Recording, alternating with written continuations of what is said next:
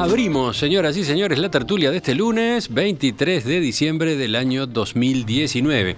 Y vamos con los saludos entonces para Margarita Machado. Buen día. Buen día para todos.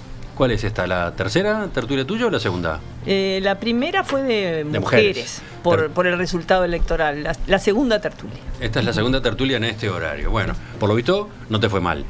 No. Aceptaste volver. Sí. Bueno, sigo con los saludos. Manuel Aguarda. Buen día para todos, feliz verano. Feliz verano, claro, estamos en verano. El primer programa del verano, la primera tertulia del verano.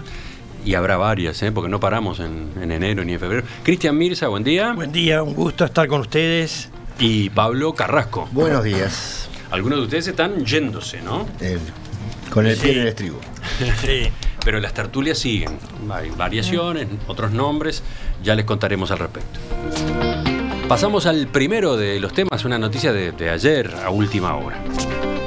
El juez Huberto Álvarez imputó el delito de homicidio especialmente agravado a un hombre de 27 años como responsable del asesinato del hincha de Nacional Lucas Langain, ocurrido el domingo 15 de diciembre de noche durante los festejos tricolores por la obtención del campeonato uruguayo de fútbol.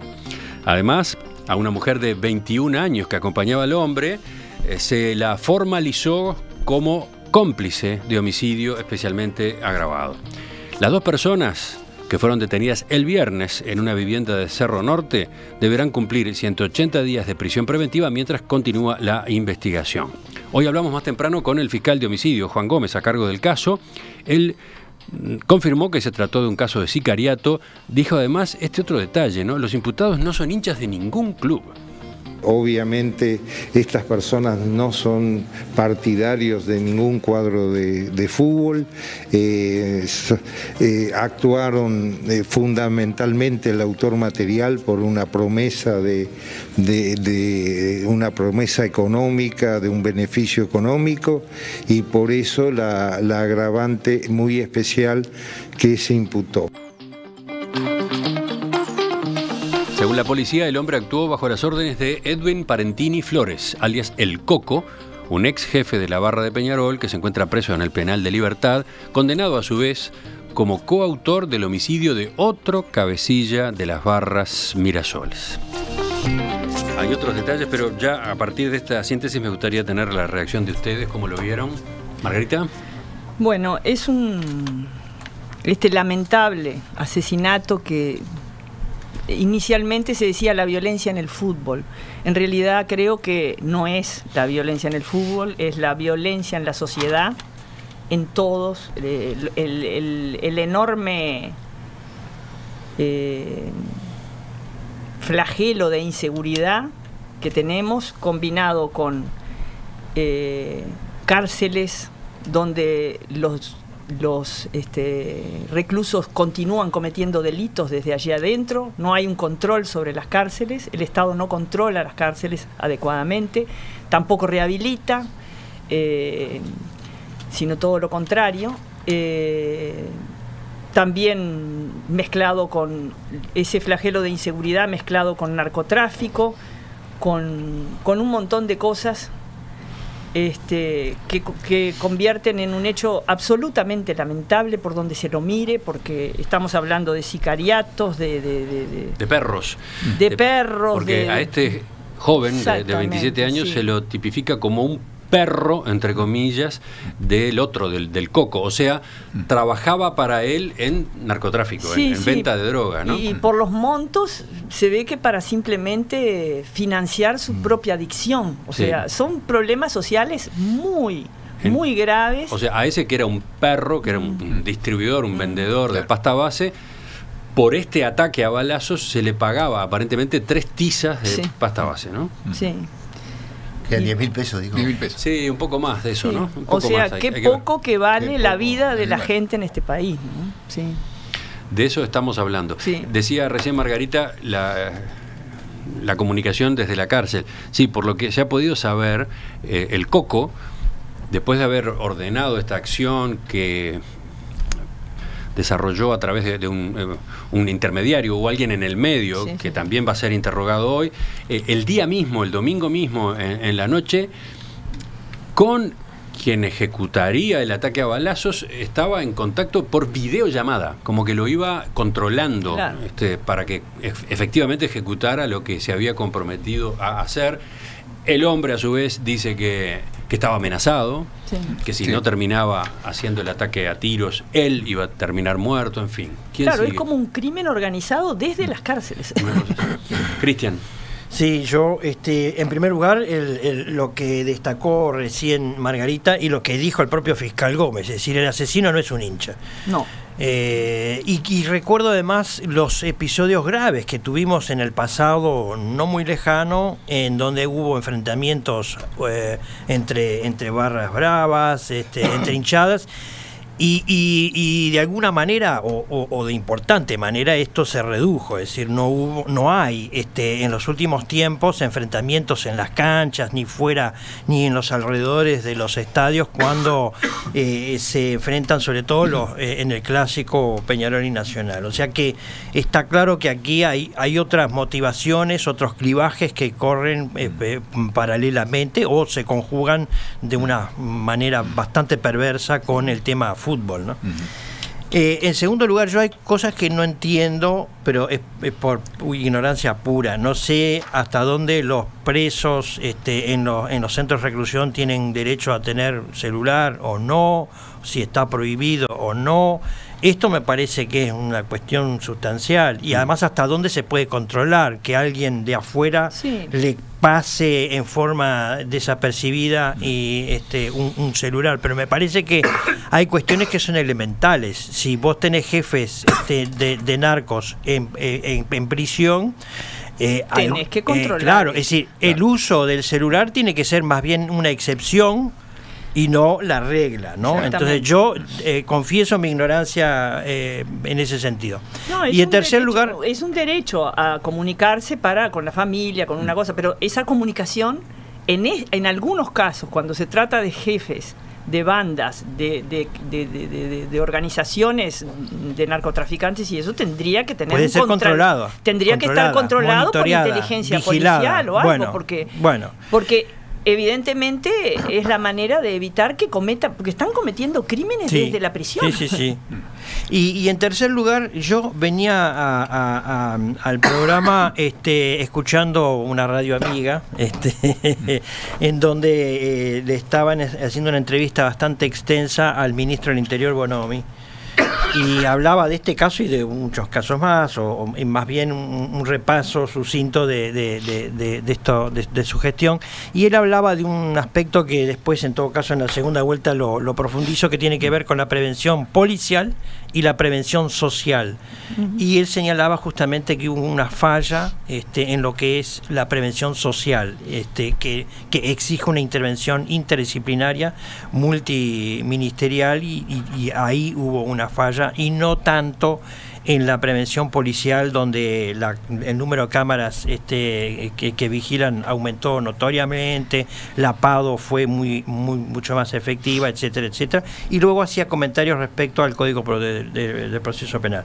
Pero me parece que este es un tema fundamental, tanto la prevención policial como la social, porque efectivamente los sectores que están hoy en las cárceles son provenientes mayoritariamente de los sectores pobres o extremos pobres, y ahí hay un problema. Y bueno, en ese sentido nosotros desde la facultad, desde una de las redes de la universidad, tenemos algunas propuestas, pero bueno, en todo caso la podemos ir manejando más adelante. Yo destaco dos características de este ataque, ¿no? El primero que es un ataque por encargo, ¿no? Uh-huh. Hay un sicariato de por medio. No recuerdo si en otros episodios de violencia en el fútbol eso se había dado. Y lo segundo, ataque al bulto, ¿no? Esa era la orden, ¿no? Incluso parece que la primera orden fue que atacara a la hinchada de Nacional cuando estaba entrando al estadio. Sí. Antes del partido. Después cambió, el Coco cambió de criterio y le dijo no. Bueno, ahí tenemos un componente deportivo innegable, porque esa motivación del Coco, por lo menos, tiene que ver con lo del fútbol. No, él sí. Hay vinculaciones y además, evidentemente, nos remiten a una vinculación de las barras bravas con el narcotráfico también, ¿no? Bueno, y lo otro que es muy particular es esto, ¿no? De tirar al bulto, lo que lleva a alguna gente a pensar de que acá hay delitos de terrorismo de por medio. Se lo preguntábamos hoy al fiscal Juan Gómez y él decía que era aceptable, sí, era una consideración posible, que se iba a seguir trabajando en la investigación. Por ahora se tipificaba estos delitos que yo mencioné, ¿no? Pablo. Sí, yo tengo también, desde mi ignorancia, siendo al bulto y habiendo, no sabemos todavía si es por amenaza o por plata. La plata parece tan poca que comerse 25 años por 10.000 pesos parece desproporcionado. Pero saben que no se lo... Claro. Apuestan a que no. Pero a eso voy, que en esta vez se aplicó todo. Y mirá lo que nos dice un oyente desde Rivera. ¿Se extrañan con que una vida valga 3 tizas? Acá en Rivera por 500 te liquidan, por 500 pesos. Es cierto, sí. Rivera es así. Bueno, no, digamos, en la figura del sicariato yo no sabía que también se aplicaba eso, más bien, estaba más bien para el lado del terrorismo, pero yo lo que sí rescato de esto es primero, la velocidad y la capacidad para aclarar este episodio. Claro, sí, de verdad. Seguramente había otros videos, porque los que yo veía, digo, esto no se encuentra ni en 100 años, ¿no? Aquello de noche, y así que, digamos, desde ese punto de vista, me parece notable. Pero lo que sucede es que, digamos, eso demuestra una gran capacidad de la policía, tecnológicamente, una pericia muy importante. Sí. Y además, cuando el fiscal Gómez dijo, yo les puedo asegurar que son ellos, me parece que no tienen el arma, me parece que no la tienen el arma, así que eso capaz que es una prueba irrefutable. Me dejó realmente asombrado esa pericia. Pero la novia de la víctima en la actuación judicial en el día de ayer tenía dudas. Decía que la mujer no era, que le parecía que la chica no era. Y el fiscal insistió en que lo tenían absolutamente comprobado. Sí, por eso. Claro, porque ¿cómo podía asegurar? Ahora, mi pregunta es por qué esa pericia no está, y a veces pericia se sustituye por pereza. Yo estoy harto de conocer cuentos de que vas a la comisaría y digas, no.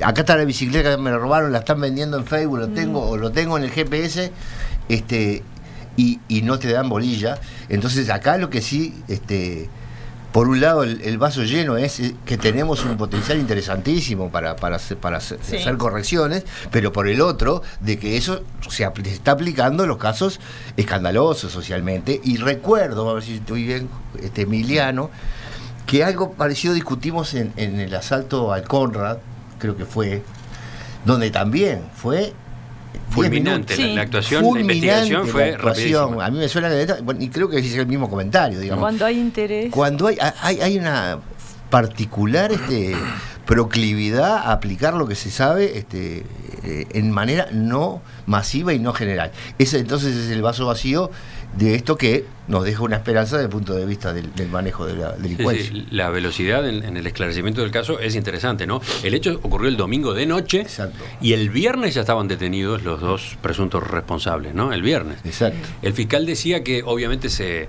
trabajó con cámaras de videovigilancia. Con personas. Quién sabe cuántas, ¿no? Porque se puede ir haciendo un seguimiento en función de la serie de cámaras que hay. Se trabajó con intervenciones de llamadas telefónicas, pero además habló de solidaridad, habló de gente que había aportado datos. Las personas, que son generosas. Manuel. Bueno, sí, en primer lugar, lo terrible de todo esto es que hay una vida humana joven tronchada por una serie de dinámicas perversas que se han instalado en la sociedad y que son de muy difícil manejo. Esto es lo primero. Lo segundo es lo que señalaba Pablo, la eficacia de la policía y del fiscal en la investigación, en la detección de los culpables y en su detención. Es un aspecto sin duda positivo que no se puede negar. En tercer lugar, hay puntos que a mí me quedan oscuros todavía. Hay relación entre esto y las amenazas que recibió Matías Viña, por ejemplo, que se dieron esa noche. Es parte de lo mismo, son 2 cosas distintas. La tipificación de sicariato, bueno, yo la tenía entendida cuando el homicidio iba dirigido a una persona en particular. Por nombre y apellido. Por nombre y apellido. Acá parece más un acto terrorista, tirar al voleo, a la multitud, al montón de gente. Con resultado de muerte. Con resultado claro. de muerte. Tampoco me queda claro pues, el sentido, la motivación de esto, el Coco Parentini, que estaba buscando con esta acción, intimidar a la gente nacional. No queda claro cuál es la motivación última. Y después están estas dinámicas terribles, bueno, que de la cárcel, que debería ser un lugar de rehabilitación de delincuentes, un lugar donde operan los delincuentes, ordenando crímenes que se dan afuera, lo que, bueno, deja para pensar todo el tema del sistema carcelario, la eficacia de las penas, y la mezcla esta entre barras bravas, narcotráfico y delito, que son dinámicas muy pesadas. Dice un oyente Albérico que nombrar a un delincuente por su apodo es lo peor que se puede hacer, porque de algún modo se lo populariza. Es casi apología del delito. Tal vez está buscando eso quien ejecutó este plan o ideó este plan, ¿no? Que él, con su apodo, esté en las noticias, etcétera. Señala, en todo caso, hay que dar el nombre completo. Es interesante esa discusión. Sí. ¿Qué más? ¿Qué dicen ustedes? Bueno, Margarita, acá, la abogada por ejemplo, del equipo acá. Sí, no, cuando sucedió todo esto, y además sumado a que yo te comentaba que vivimos un ataque ahí en la puerta de nuestra casa en ese suceso de Quibón. Sí, Margarita contó hace unos días, justamente en su primera participación en la tertulia, lo que le tocó vivir aquella noche de vandalismo en la zona de Quibón y Pocitos Nuevos, ¿no? Y yo veía que eran muchos niños, jóvenes, apenas saliendo en una adolescencia muy temprana, de 14, 15 años, sobre todo las niñas, y pensaba en un tema que está vinculado con el segundo tema que vamos a tener acá, que es el tema de la violencia doméstica, que la sociedad uruguaya ha resuelto, no sé, por esas cosas del funcionamiento de la dinámica, que sea un tema de agenda de las mujeres, ¿no? O agenda de las feministas. Y yo creo que también tiene que ver con esto, y tiene que ver fuertemente, porque ese tema de la violencia doméstica que se encara como que es la violencia contra la mujer, que en realidad es la violencia dentro de la familia, donde un niño nace y ve como primera impronta de forma de relacionarse que el padre castiga a la madre, o que la madre responde o repica sobre los ancianos o sobre ellos mismos. O sea, niños que se crían en un ambiente de violencia, naturalizándolo como forma de vínculo entre las personas, porque el primer ámbito de socialización es la familia, ¿no? Eso es el tema de la violencia doméstica. Hay que dejarse de ponerlo en el tema, como dice Mujica, de las feministas o de esto o de las mujeres, y centrarlo donde tiene que estar. Es un tema de seguridad pública, porque lo que sucede dentro de las familias es un tema de seguridad pública, porque después un niño criado de esta manera, socializado de esta manera en su primer hogar, en el primer ámbito de relación que tiene con los otros, ¿qué empatía va a tener con otra persona? Si naturaliza que el padre agreda a la madre, que la madre agreda a la abuela, o los agreda a ellos, o que vaya a la escuela y agreda a la maestra, porque esto después se va repitiendo. Entonces, y por suerte, estuve escuchando un reportaje al futuro ministro del Interior, el doctor Larrañaga, y vi que se está entendiendo por lo menos a ese nivel, y también lo escuché bueno, obviamente el comisionado parlamentario Juan Miguel Petit lo comprende, y también Álvaro Garcés. A Garcés lo estuve escuchando, que el tema de la violencia doméstica va a ser encarado como un tema de seguridad. Es interesante eso también. Cambiarlo es otro ángulo que vale la pena pensar. Cambiarlo de casillero, no decir es un tema de las mujeres. No es un tema de las mujeres, es un tema de los seres humanos que se para empezar, no son solo mujeres las víctimas, ¿no? Exactamente, también son hombres. Es niños, ancianos. Y además el delito de violencia doméstica, tipificado en la década del 80, habla de la violencia dentro de los ámbitos familiares, domésticos o de relaciones afectivas. O sea, los vínculos entre las personas que sean cargados de violencia. Eso impregna toda la sociedad. Por eso tiene que ser un tema central de seguridad. Cristian, ¿ibas a ir por ahí o...? Sí, no, iba a ir por ahí. Además, como abogada, tiene una coincidencia enorme conmigo, que soy asistente social. Es casi como un asistente social, Margarita, porque creo que es por ahí el abordaje. Y no es que no se haya hecho nada. Yo creo que se hizo mucho, pero el problema es mucho más hondo, mucho más estructural, más histórico. Hay décadas, hay generaciones tras generaciones que están acostumbradas a una reproducción sociocultural de la pobreza y de la violencia incluida. Lo que no quiere decir que todos los hogares en situación de pobreza... Hay hogares que no son pobres. Exactamente, ¿no? eso. Que hay violencia en los hogares que no son pobres. A eso iba Margarita, que no suponga una traslación automática, una extrapolación de conductas violentas a sectores pobres, no tiene nada que ver.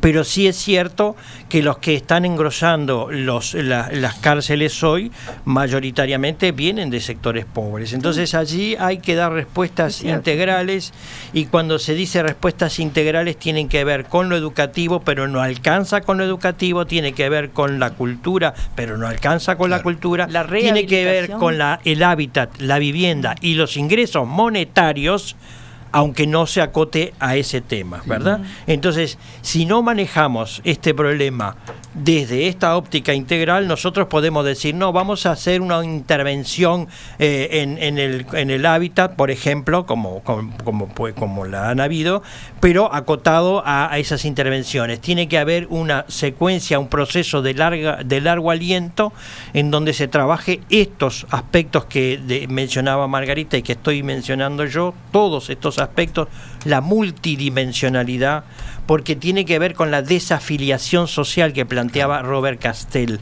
No es un problema de exclusión social, porque están incluidos, sino la desafiliación, que es un concepto mucho más fuerte, más duro, porque implica el no reconocimiento de los otros y los otros el no reconocimiento del sujeto que está desafiliado socialmente. Manuel, ¿ibas a complementar a Yo estoy de acuerdo con el enfoque que se está dando acá al tema de la violencia como un fenómeno social de mucha mayor extensión y que permea muchas capas de sectores sociales. Sucede que en muchos sectores sociales la violencia es una forma de autoafirmación y de autovaloración. Cuanto más violento, cuanto más fuerte, cuanto más agresivo se sea, más se vale. Y en contextos donde hay un vacío de sentidos de la vida, de pronto la violencia pasa a ocupar ese lugar de esos vacíos. Si se propone el consumismo como un modelo de llenar la vida y no se accede a ese consumo, la violencia puede ser una forma de llenar ese vacío. Acá puede haber también pautas de socialización que difieren de los de la sociedad, digamos, normal. Digamos, los ideales en torno a los cuales se crean las identidades individuales y colectivas pasan a ser en ciertos contextos otro tipo de ideales, en este caso la violencia, la fuerza, la agresión. Entonces la socialización se da en torno a esa escala de valores y se generan sociopatías donde imperan otros códigos. Y esto puede estar pasando por generaciones y generaciones. Insisto en agregar el factor consumo de drogas, ¿no? Claro. Acá el joven digamos, y la joven, 27, 21 años, ambos consumidores de pasta base. El vacío, digamos, existencial, el consumismo es una forma de llenar ese vacío existencial. Y todas las adicciones, todas ellas incluyendo las drogas, son una forma de llenar esos vacíos. Pablo, cerramos contigo. Sí, creo que nos fuimos del tema, pero me parece bien. No, simplemente estas discusiones siempre, no sé por qué, terminan dejando la sensación de que es un plan A y un plan B, o están los que van a ayudar a que la violencia no se genere en los ámbitos marginales, y están los que proponemos matar a los delincuentes. Es decir, hay una especie de algo. Yo creo que eso es verdad, creo que se generan esa propensión a la violencia, pero después viene una etapa son gente inteligente, de evaluar, ejercer la violencia, ¿a cambio de qué? Entonces, tiene en esa parte de ejercer la violencia, ¿a cambio de qué? Es que es gratis. Entonces, sumale la gratuidad de ejercer la violencia a las causas sociales, que nunca dijimos que no eran las importantes, pero que no es para elegir una u otra, y bueno, y tenés el resultado que tenés. Entonces, nuestra carencia, las políticas sociales han sido 250 millones de dólares por año, el Mides, ¿no? Y gastar no quiere decir ser, por supuesto. ser No, eficiente. pero ojo que el Mides no es solamente el único que ejecuta políticas sociales, ¿verdad? 15 años estamos de nuevo con la confusión de que... Pero de 15 años de atender la fuente del problema y desatender la consecuencia.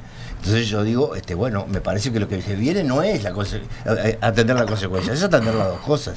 Y sobre todo con cierta eficiencia, como dice Margarita. Sí.